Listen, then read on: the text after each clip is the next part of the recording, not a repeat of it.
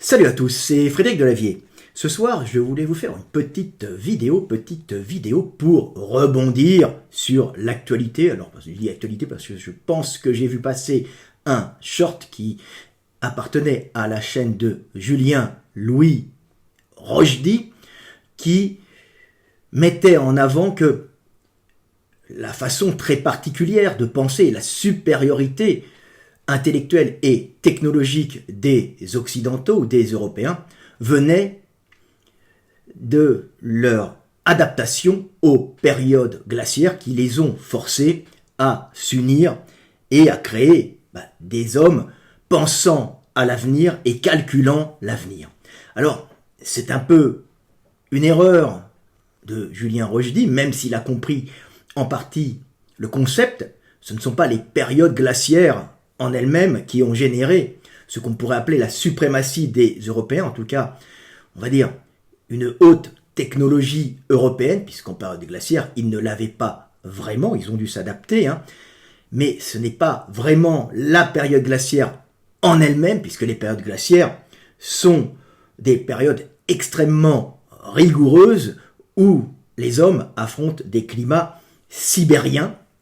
Alors ce sont les cycles de Milankovitch, les oscillations de la Terre et les mouvements de la Terre dans l'espace qui font des cycles sur plusieurs milliers d'années. Alors il n'y a pas que ça, il y a aussi des problèmes terrestres, des éruptions, des problèmes de changement de courant marin. Mais c'est un ensemble, mais on va dire que c'est cyclique. Mais ce n'est pas les périodes glaciaires à proprement parler qui ont généré ça, puisqu'on se retrouve avec un climat sibérien où effectivement les hommes qui viennent d'Afrique et qui sont devenus européens, qui se sont adaptés à ces climats, qui ont sélectionné des mutations portant sur leur corps, bien sûr, sur leur développement, leurs adaptations au climat et leurs adaptations aux pathogènes, qui vont être des adaptations physiologiques, mais cette physiologie touche aussi à des adaptations sur le cerveau et sur la façon de penser, qui va donner des particularités au peuple du Nord. Mais ça touche toute l'Eurasie, puisque les Asiatiques aussi, en tout cas ceux du Nord, sont aussi confrontés à des climats froids à certains moments. On peut dire qu'il y a une espèce d'homogénéisation eurasienne des individus en fonction d'un climat. Mais ce n'est pas les périodes glaciaires à proprement parler qui sont des pressions sélectives énormes sur les individus, où il y a réduction de la population, puisqu'on trouve beaucoup moins à manger, et les hommes sont obligés de descendre plus au sud. Ce qui a vraiment généré les particularités intellectuelles des Européens, c'est avant tout l'hiver, et pas les périodes glaciaires en elles-mêmes, qui même si ce sont des hivers, avec des périodes glaciaires, avec des moments, bien sûr, il y a des printemps, il y a des étés, il y a des hivers, mais on reste dans des climats très rigoureux, mais même quand le climat se radoucit et que l'on peut monter en Europe, plus au nord, parce qu'une grande partie est couverte de glaciers pendant ces périodes glaciaires, comme on appelle ça. Et les Islandistes descendent très bas, envahissent la vallée du Rhône. L'Angleterre est en partie sous les eaux, sous les glaces. Ça pose des problèmes. Mais c'est avant tout les hivers, et même pendant les radoucissements, les périodes non glaciaires en Europe, qui restent quand même difficiles, parce qu'essayer de survivre à 5 ou 10 degrés l'hiver, quand vous n'avez pas préparé cette saison, on a des arbres caducs, donc ils perdent leurs feuilles, on a les animaux qui trouvent moins à manger aussi, donc vous mourrez. Donc c'est avant tout l'hiver qui a forgé cette mentalité si particulière des Européens, qui les oblige en permanence à penser à l'avenir, c'est-à-dire à la mort de la nature, qui va survenir même quand ils sont à la belle saison, ils savent qu'ils risquent de mourir l'hiver. Donc il n'y a jamais de moment de repos, et il y a toujours cette angoisse de l'avenir que l'on ne va pas rencontrer dans des climats tropicaux, humides, où il y a une nature qui fournit beaucoup d'énergie, beaucoup de nourriture en permanence, et qui n'oblige pas les hommes à penser à l'avenir. Alors c'est pas pour ça qu'ils sont plus cons, ils ont d'autres pressions sélectives et d'autres problèmes à gérer, mais pas celui du manque de nourriture qui va arriver cycliquement et que l'on connaît. Donc l'Europe va générer des hommes angoissés, des hommes calculateurs, des hommes qui vont engranger. Alors au début, il n'y a pas d'agriculture, donc on engrange du bois pour faire du feu. On passe la bonne saison à faire des habits, chauds pour l'hiver. Et on se prépare à cette saison difficile, à se trouver un abri dans une grotte, alors qu'on peut être un peu itinérant avant bien sûr de se sédentariser plus ou moins avec l'arrivée de l'agriculture qui vient du croissant fertile au départ et qui se répartit un peu partout.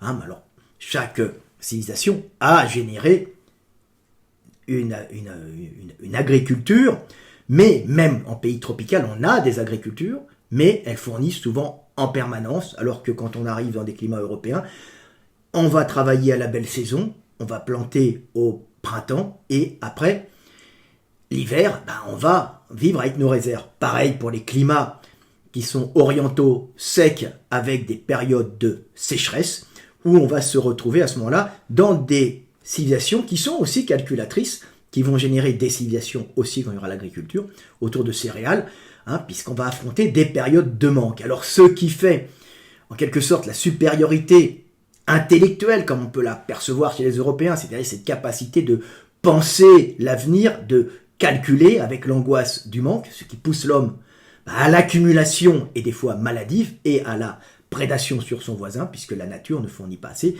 c'est les alternances de saisons avec manque et abondance. Donc quand on est en abondance, on n'est jamais heureux réellement, on a cette angoisse, et on va penser à l'avenir. Alors qu'en milieu tropical, les Bantous, par exemple, les Africains qui vivent en forêt tropicale, sont toujours joyeux. Pourquoi ils ne sont pas angoissés? Alors ils ont leurs problèmes bien sûr à résoudre, ce n'est pas du tout du racisme, c'est simplement parce que s'ils étaient angoissés, ça ne servirait à rien, et ça ne servirait à rien, ça ne serait pas sélectionné, puisque les problèmes sont à résoudre au jour le jour. Alors il y a beaucoup de problèmes, des problèmes de type pathogène, par exemple, puisque comme la nature te fournit beaucoup d'énergie, tu es sous les tropiques, donc les tropiques, et c'est humide avec les précipitations qu'il y a, puisqu'il y a évaporation de la mer, et ça vient péter sur les côtes, et après tu as les fleuves, donc c'est toujours très humide, très giboyeux, avec beaucoup de végétaux, et ces végétaux fournissent énormément de calories, mais cette faune et cette flore génèrent aussi une flore de pathogènes multiples, virus, bactéries, et autres parasites en tout genre qui peuvent t'éliminer très rapidement. Donc si elle t'offre à manger, elle peut te tuer aussi du jour au lendemain, ce qui entraîne des pressions sélectives bien différentes des pressions sélectives du Nord, qui ne sont pas tout à fait les mêmes. On a des bactéries, bien sûr, on a des virus, mais en général, on en a quand même beaucoup moins en proportion que dans les zones tropicales, et ce ne sont pas les mêmes pressions sélectives que les hommes vont avoir, et on ne va pas avoir les mêmes mutations sélectionnées, et même les mutations qui entraînent des comportements différents et des façons de penser différentes. Donc après, les antiracistes diront on est tous pareils. Non, on n'est pas tous pareils, on est tous différents, et heureusement, autrement l'humanité n'aurait pas survécu. Et on n'est pas que différents physiquement, biologiquement, on est aussi différents à l'intérieur, dans notre façon de penser, parce que on a été formaté génétiquement, notre cerveau, nos réflexes, même pas des réflexes conditionnés, nos conditionnements de réaction même génétiques au milieu, qui sont, et nos variations hormonales qui peuvent varier d'une région à l'autre. On sait pas, en Afrique, les mecs ont plus de testostérone, alors pas partout, ça va changer d'un peuple à l'autre en fonction du milieu. C'est le milieu qui nous fait, nous sommes les enfants du milieu, les enfants du climat, et nous sommes bien différents, mais heureusement l'homme est un animal qui s'adapte partout, et le cerveau est très malléable, et une bonne éducation peut transformer un cerveau habitué à notre climat dans un cerveau habitué au climat dans lequel il vit, puisqu'il y a des migrations, on a toujours vécu en migration, on vient tous d'Afrique, on s'adapte, on mute, on sélectionne les mutations, il y a toujours des montées qui viennent d'Afrique, quelquefois des descentes, ça arrive, mais ça se passe comme ça. Voilà. Alors, pour que vous compreniez mieux et plus en profondeur tous ces systèmes qui forment nos mentalités et qui font nos différences, on n'est pas tous pareils, un Bantou, c'est pas un Allemand du Nord, c'est pas un Italien, c'est pas un Russe, et un Coréen, c'est pas un Tibétain, voilà, et un Chinois, c'est pas un Hindou ou un Indien, voilà, puis hindou c'est la religion. Voilà, donc on est différents, hein, mais bien sûr, tout le monde peut plus ou moins se mélanger et tout le monde se comprend. Et de nos différences, nous nous enrichissons, bien sûr, technologiquement et intellectuellement, parce que nous échangeons des découvertes que nous avons faites, nous, les hommes avec un grand H, en fonction des milieux dans lesquels nous vivons et des pressions que le milieu forme sur nous, qui nous obligent à concevoir des façons de s'adapter, concevoir intellectuellement, que l'on peut maintenant transmettre d'un continent à un autre. Mais il est sûr que l'Europe a été, à un certain moment, un lieu où il y a eu énormément, alors pour plusieurs raisons, hein, je passerai plusieurs vidéos à les expliquer, où il y a eu énormément de découvertes scientifiques à un certain moment. Il y en a encore pour des raisons que j'expliquerai, en particulier en Allemagne, en France, en Italie, tout ça. C'est très intéressant à comprendre. Donc je vais vous lire un petit texte pour que vous compreniez la mentalité des peuples et la mentalité des hommes et la façon dont nous nous sommes constitués au cours de l'évolution, puisque peu de gens s'intéressent à ça, ou souvent on les taxe de racistes quand ils s'intéressent à ça, alors que nos différences sont des enrichissements pour l'humanité, et c'est ce qui nous permet justement d'être cette humanité avec tant de différences, mais pouvant les uns et les autres échanger des choses pour améliorer notre vie. Alors bien sûr, il y en a des fois qui vont piller les voisins, on le sait, mais c'est la vie. Maintenant, essayons de faire les choses le mieux possible. Alors, je vais vous lire quelques petits textes pour vous parler de la mentalité des peuples et pour essayer de corriger un peu ce qu'avait expliqué Julien-Louis Rochdy, qui avait compris, mais qui avait pensé que c'était les aires glaciaires. Les aires glaciaires, en général, il n'y a pas grand-chose. Hein. Les gens quittent les territoires dans lesquels ils sont, c'est trop rude. Il n'y a que quelques peuples qui peuvent s'y habituer. On a des cultures qui vivent dans ces milieux proches des climats sibériens actuels, hein. Mais c'est très rigoureux et ça ne permet pas... C'est pas ce qui a formé l'homme en Europe. Ce qui a formé l'homme en Europe, c'est principalement l'alternance des saisons et l'hiver et ces périodes de manque-abondance. Donc je vais vous lire quelques petits textes qui, je l'espère, vous feront comprendre le monde. Voilà. Le premier texte s'appelle, issu de l'éveil des consciences, s'appelle « Ce qui fait la mentalité des peuples ». La mentalité des hommes et celle des peuples sont façonnées par le milieu et l'apport énergétique qui influe directement sur la culture, l'organisation sociale, mais aussi la physiologie et la génétique des individus. En prenant du recul et en observant le monde, on peut classifier la mentalité des peuples par leur relation au milieu et à la façon dont ils en prennent et en reçoivent l'énergie. Malgré la diversité géographique et climatique entraînant la diversité des peuples, on peut globalement classifier la mentalité des hommes en fonction de trois principes constituants énergétiques liés au milieu. De trois principales constantes énergétiques liées au milieu. Ces trois constantes énergétiques liées au milieu génèrent trois types d'hommes et trois types de mentalité. Et trois types de mentalité sont les milieux à calories constantes, les milieux à cycle abondance-manque et les milieux à calories limitées. Donc je vais les passer en revue. Milieux à calories constantes. Les milieux à calories constantes, comme l'Afrique subtropicale humide, baignée de soleil, arrosée par les pluies tièdes, génèrent une nature luxuriante, offrant aux hommes qui y vivent un apport calorique constant, leur permettant de manger tous les jours à leur faim, et une douceur climatique ne les obligeant pas à inventer et à bâtir pour se protéger de la rudesse du climat.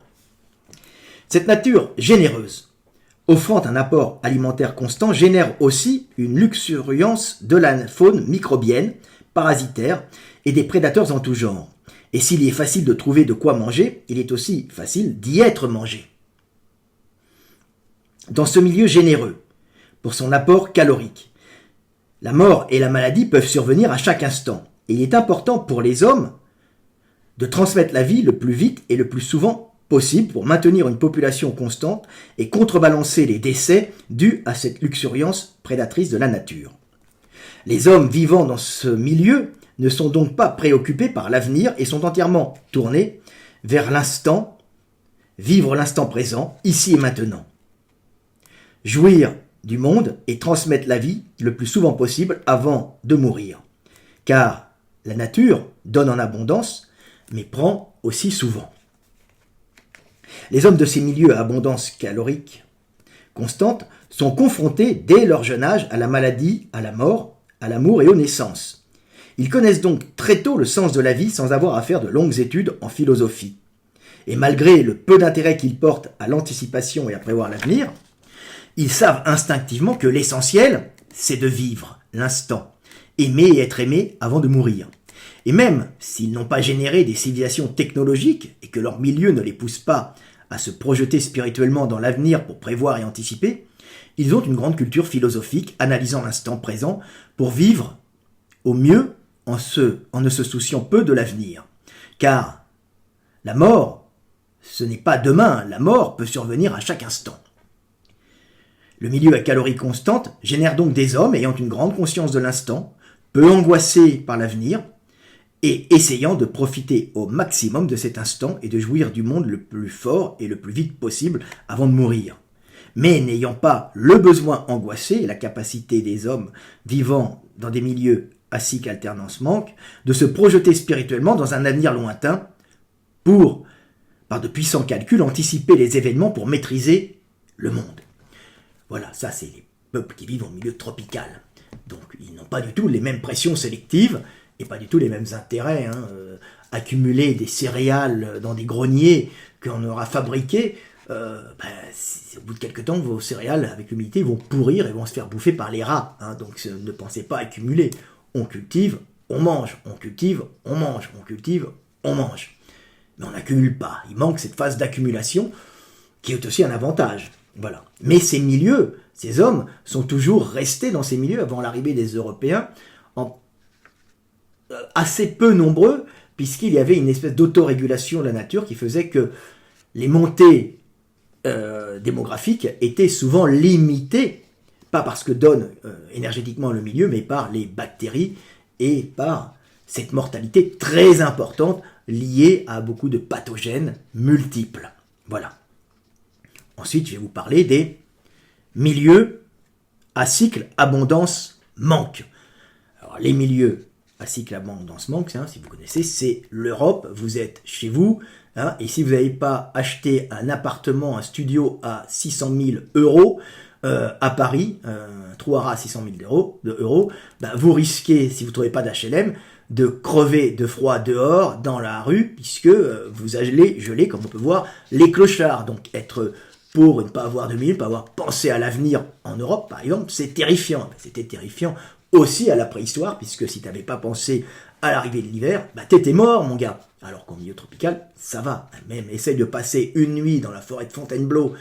Imagine que tu es tout nu et que tu es à 5 degrés. Je peux te dire que tout nu à 5 degrés, tu vas crever. Voilà. Alors, les milieux à cycle abondance-manque. Les milieux à cycle abondance-manque sont les milieux qui ont généré ce que l'on appelle les grandes civilisations. Mais il serait plus convenable de les nommer civilisations technologiques. La cause de ces cycles énergétiques peut être diverse et varier en fonction du climat et de la géographie. Mais plus que le climat et la géographie, c'est le cycle en lui-même qui génère la civilisation technologique. Le fait d'être obligé de prévoir l'avenir, d'anticiper le manque énergétique pour ne pas mourir, que ce soit en Égypte, dans un climat désertique, en Chine ou en Europe, dans un climat froid et tempéré.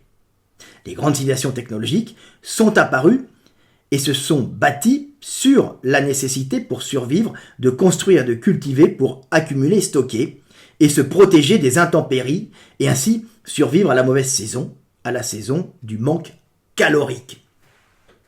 Les Égyptiens avaient fondé leur civilisation sur la maîtrise des crues cycliques du Nil, en creusant des canaux et en utilisant le limon charrié par le fleuve pour multiplier les rendements des cultures pour pouvoir stocker assez d'énergie pour survivre à la saison sèche. Le même phénomène fondateur de civilisation s'est réalisé plus au nord, en Europe ou en Chine, où l'hiver a obligé les peuples à innover afin de multiplier les rendements des cultures, afin de stocker de l'énergie pour survivre à la mort de la nature. Les cycles abondance-manque produisent donc, par sélection génétique, des hommes angoissés, dépressifs, calculateurs, accumulateurs obsessionnels, incapables plus souvent de jouir de l'instant et ne trouvant le repos de l'esprit et la sérénité que dans la projection mentale future en vue de maîtriser par de grands calculs l'avenir. Car l'avenir pour ces hommes passe obligatoirement par le manque énergétique et la mort future de la nature qu'il faudra surmonter. Les civilisations technologiques découlant de l'alternance des cycles sont donc fondées sur la nécessité d'anticiper et de calculer l'avenir pour survivre. C'est pour cela qu'elles inventèrent toute l'écriture et une science mathématique complexe dont la fonction initiale était d'anticiper l'avenir en vue de produire, de gérer, de comptabiliser et d'échanger des stocks énergétiques fondamentaux à la survie. En conclusion, les hommes de ces milieux à abondance cyclique sont génétiquement angoissés par l'avenir, ce qui les pousse à créer et à innover pour maîtriser cet avenir, générant par là toute une culture, une mentalité technologique et un esprit ingénieux. Ils ont aussi une organisation extrêmement hiérarchisée pour optimiser le travail, enlevant toute spontanéité aux hommes et les obligeant souvent à avoir recours à des drogues, acceptées culturellement, pour retrouver artificiellement cette spontanéité perdue essentiellement dans leurs rapports sociaux et affectifs les plus intimes. Bien que ces milieux à cycle abondance-manque soient à la base des plus grandes civilisations humaines et des plus grands progrès technologiques et scientifiques, ils sont aussi responsables du pillage frénétique de la planète, car l'angoisse de l'avenir, produite par l'alternance des cycles, entraîne chez les hommes des comportements globaux pathologiques, avec un besoin obsessionnel de prendre et d'accumuler, prendre plus qu'il ne faut, accumuler sans limite pour combler cette obsession génétique du manque, entraînant à plus ou moins long terme des déséquilibres énergétiques, suivis de rééquilibrage par la guerre. Voilà.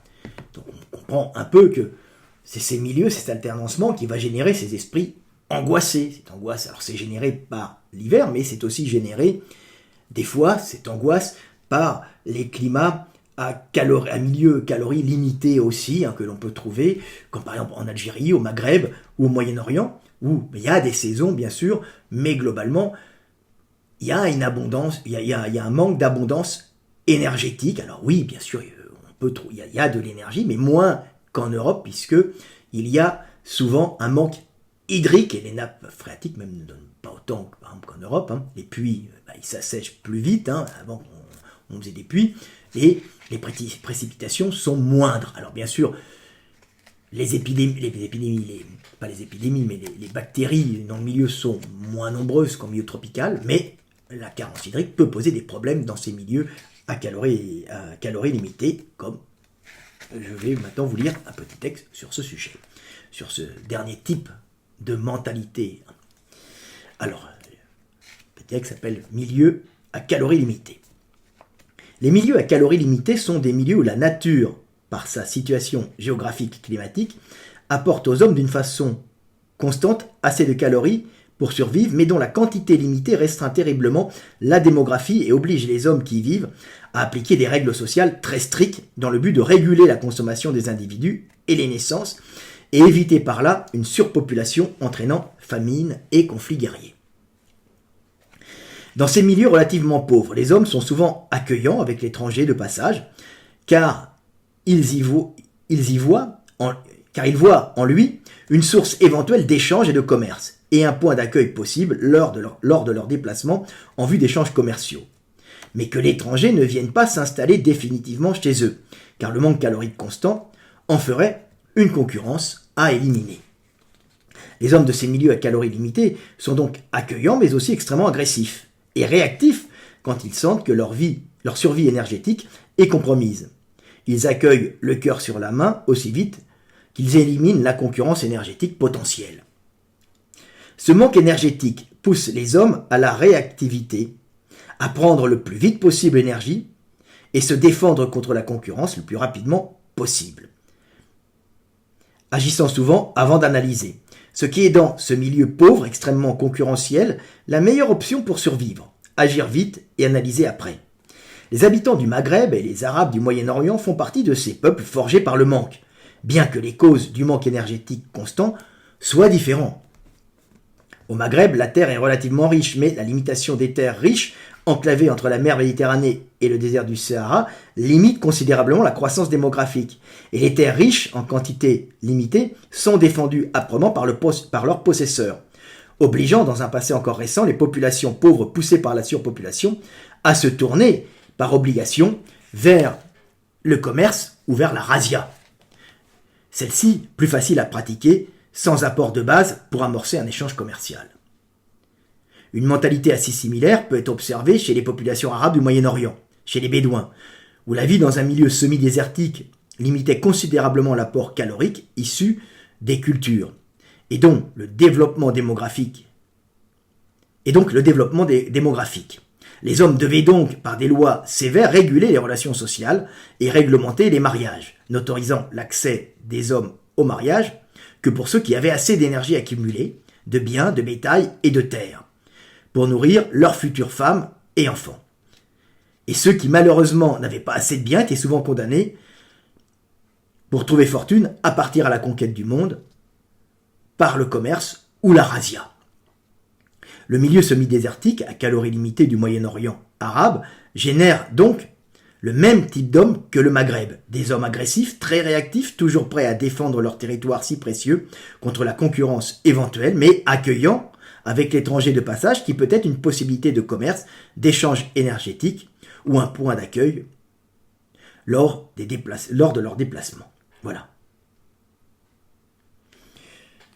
Je vais vous lire un autre petit texte issu de ce livre, L'éveil des consciences, qui s'appelle « Comment naissent les civilisations technologiques ». Vous voyez, il faut comprendre, c'est le sujet de cette vidéo, comment naissent des civilisations qui inventent énormément. On voit bien qu'il n'y a pas de grands inventeurs en Afrique subtropicale, en Afrique tropicale humide. Pourquoi ? Parce que le milieu n'est pas propice à avoir de grandes réflexions sur l'avenir pour affronter la mort de la nature. On pense au jour le jour, on pense à survivre ici et maintenant parce que la pression sélective, la pression de l'environnement est ici et maintenant, elle n'est pas dans 6 mois, dans 3 mois, elle n'est pas à l'hiver. Alors ce petit texte s'appelle « Comment naissent les civilisations technologiques ».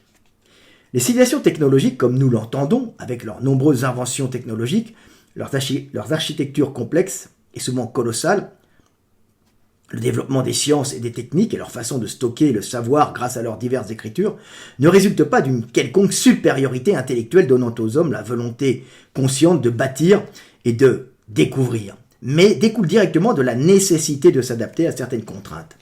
Cette nécessité poussant l'homme, pour survivre, vers la recherche de l'innovation et l'union dans la réalisation de grands travaux. Toutes les grandes civilisations, comme nous l'entendons, quel que soit leur lieu d'émergence sur la planète et quel que soit le climat sous lequel elles se sont développées, ont une contrainte environnementale commune générant leur apparition. Cette contrainte fondamentale à la naissance des civilisations est l'alternance du cycle abondance-pénurie. L'alternance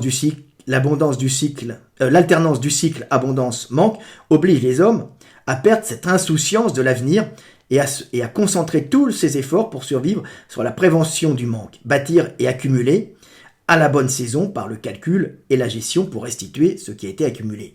Bien sûr, il faut déjà être agriculteur et bâtir cette civilisation autour d'une céréale ou de plusieurs. Voilà.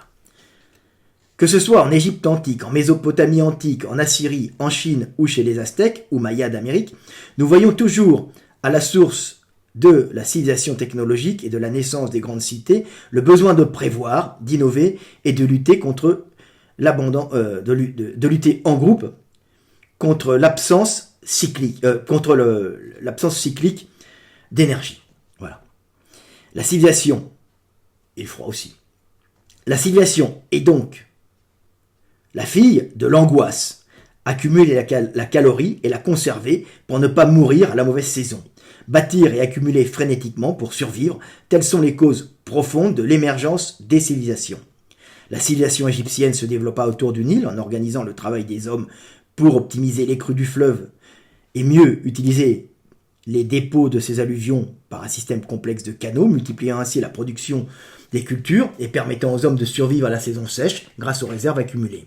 Il en va de même de la civilisation mésopotamienne, qui ne dut sa survie et sa croissance dans un milieu désertique qu'à la mise en réseau de canaux complexes des eaux, à cours lent et constante des fleuves Tibre et Euphrate, augmentant ainsi le rendement des cultures pendant la brève saison d'abondance en vue de tenir le reste de l'année avec des réserves accumulées, mais aussi permettant l'échange d'excédents agricoles avec des productions du Nord moins désertiques. Toutes les civilisations sont donc bâties autour de la maîtrise d'un environnement et d'un végétal abondant à un certain moment, apportant les calories nécessaires à la survie et à la croissance d'un peuple, mais qui vient par la suite à manquer toute une partie de l'année. L'orge pour les Mésopotamiens, le blé pour les Égyptiens, le riz pour les Chinois ou le maïs pour les Aztèques. L'homme civilisé est donc le fruit du cycle abondance-manque, obligé de maîtriser son milieu, de le transformer, d'innover et d'inventer pour produire et accumuler à la bonne saison, de bâtir pour protéger ses réserves des intempéries et du pillage, de gérer les stocks pour les redistribuer le mieux possible, et enfin de s'organiser militairement pour défendre ses réserves. Voilà, vous comprenez maintenant comment fonctionnent, comment sont nées les grandes civilisations et pourquoi certains peuples sont formatés pour créer, inventer et innover et d'autres moins. Tout simplement, c'est le milieu qui les a formés et qui les a fait ainsi. Mais cela pose aussi des problèmes comme on peut le voir. Et je vais vous lire un petit texte qui, je l'espère, vous fera comprendre pourquoi, par exemple, les hommes du Nord sont terriblement angoissés. Ce petit texte s'appelle « L'Européen et la peur de l'avenir ». L'Européen s'est bâti physiquement et psychologiquement sur l'angoisse de l'hiver, se protéger du froid et accumuler pour passer la mauvaise saison. C'est l'angoisse de l'hiver qui pousse l'Européen à découvrir et à innover pour survivre à la mort de la nature. Mais c'est cette même angoisse de l'hiver qui le pousse à la conquête du monde et à son pillage. Travailler, inventer, conquérir, piller et accumuler frénétiquement, tel est l'Européen, taraudé par l'angoisse de l'hiver et la peur maladive du manque. Inventeur génial, mais voleur de terre et asservisseur de peuple. L'Européen apporte autant au monde qu'il inonde de sa technologie bienfaitrice, qu'il lui prend le pillant, incapable de contrôler sa peur de l'avenir et du manque, qui le pousse à essayer de tout contrôler, de tout posséder. Voilà. Un autre petit texte, et je vous en lirai un dernier après, qui s'appelle « La dépression, le mal de l'homme du Nord ». Oui, parce que les hommes du Nord sont souvent dépressifs. Et je l'avais expliqué, cette dépression, on l'avait en partie héritée de Néandertal, qui était monté bien avant les Sapiens, mais les Sapiens se sont unis à lui, donc on a hérité de cette dépression, nous les Européens, de Néandertal. Je l'avais expliqué 4 ans avant que les études scientifiques sur l'ADN, grâce aux séquenceurs, montrent qu'on avait les mêmes séquences génétiques que Néandertal, héritées de Néandertal, et qu'on retrouve dans des pathologies liées dans des pathologies telles que la dépression. Donc, je mérite un prix en vérité puisque j'ai expliqué 4 ans avant qu'on avait hérité de Néandertal la dépression. Donc il faut le faire quand même. J'ai dit qu'on avait hérité de plein de choses de Néandertal. Résistance aux pathogènes, graisse. On avait blanchi aussi en partie à cause de lui, pas que, mais en partie à cause de lui. Grâce à lui plutôt, puisque ça me permet de mieux synthétiser la vitamine D. Mais le coup de la dépression quand même, les mecs, fallait le faire. Et je l'ai expliqué, donc je suis un génie quelque part. Voilà. Alors, je vais vous parler de la dépression, le mal des hommes du Nord. La dépression découle à la base d'une adaptation à l'hiver. L'Européen ou l'Asiatique du Nord sont génétiquement angoissés par peur du manque, stocker de l'énergie et préparer l'hiver pour y survivre. Mais pour des raisons de dérèglements organiques, en partie génétiques et souvent associées à la confrontation au milieu, l'angoisse peut être tellement forte qu'elle finit par utiliser trop de neurotransmetteurs, perturbant le bon fonctionnement du système nerveux, entraînant une mise au repos du système hormonal et une perturbation du bon fonctionnement du cerveau. À la fin, l'angoissé finit souvent par ne plus rien ressentir, n'ayant plus d'émotions à cause de l'épuisement du système neuro-hormonal. Il finit comme un mort vivant, mort car il ne ressent plus rien, ni les joies ni les peines, vivant car il est conscient. C'est la dépression, le mal de l'homme du Nord.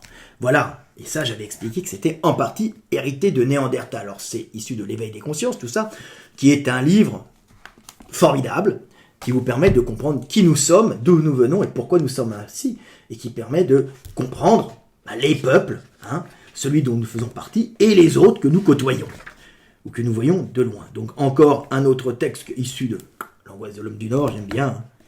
Je vous le relis, c'est un peu la même chose pour que vous compreniez. Voilà, je termine sur celui-là, un petit doublon, mais il est un peu écrit différemment. L'angoisse de l'homme du Nord. Depuis la nuit des temps, l'homme du Nord sait qu'il devra affronter l'hiver. Il sait qu'il doit s'associer aux autres hommes et travailler pour ne pas mourir. Travailler pour ne pas être rejeté du groupe. Travailler pour accumuler assez d'énergie afin de survivre à l'hiver. Travailler pour avoir un toit et ne pas mourir de froid. Conscient que le futur sera toujours glacé et sombre, l'homme du Nord se jette dans le travail afin de fuir cette terrible angoisse de l'avenir. Et, s'il ne travaille pas, il déprime et finit parfois par se suicider. Alors, il ne cesse de travailler et de s'agiter frénétiquement pour ne pas déprimer, pouvant se retrouver tellement épuisé nerveusement qu'il tombe dans une si grande dépression qu'il se suicide. Ainsi, pour l'homme du Nord, c'est l'angoisse du futur qui le fait survivre, et c'est l'angoisse du futur qui le détruit. Voilà, petit texte qui, je l'espère, vous fera comprendre qui nous sommes. Allez. Un autre petit texte. Allez, une dernière. Angoisse et suicide, pour bien terminer la soirée. La peur et l'angoisse de l'avenir ont été sélectionnés pour aider l'homme du Nord à anticiper et préparer l'hiver et sa pénurie calorique. Si l'homme du Nord est angoissé, dépressif et suicidaire, ce n'est pas une faiblesse, c'est un avantage évolutif pour survivre au Nord.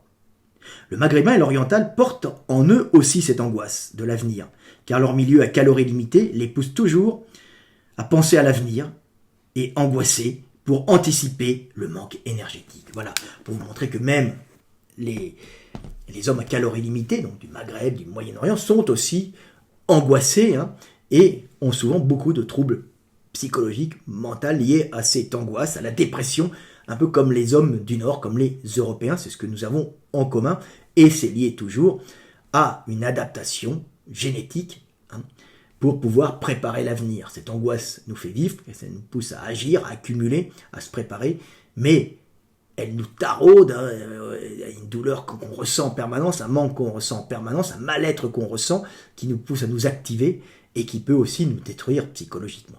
Voilà, petite vidéo du soir espoir, pour vous expliquer qui nous sommes et pourquoi nous sommes formatés ainsi, pour vous montrer que nous sommes les enfants du climat, mais bien sûr, par notre éducation, nous pouvons modifier tout ça, puisque le cerveau est un magnifique organe malléable que l'on peut transformer. Et si on vient d'un milieu tropical, une bonne éducation, un bon milieu peut modifier notre cerveau pour nous adapter à un milieu du Nord où il faut prévoir et accumuler. Et pareil, si vous descendez dans un milieu où ça ne sert à rien de s'angoisser, notre cerveau va progressivement s'adapter. Mais on reste quand même avec une structure physiologique qui génère aussi une façon de penser, de concevoir le monde qu'il est bon de connaître pour pouvoir prendre du recul, relativiser et la maîtriser. Voilà, c'était Fred Delavier. Je vous aime et paix sur terre mes frères et sœurs.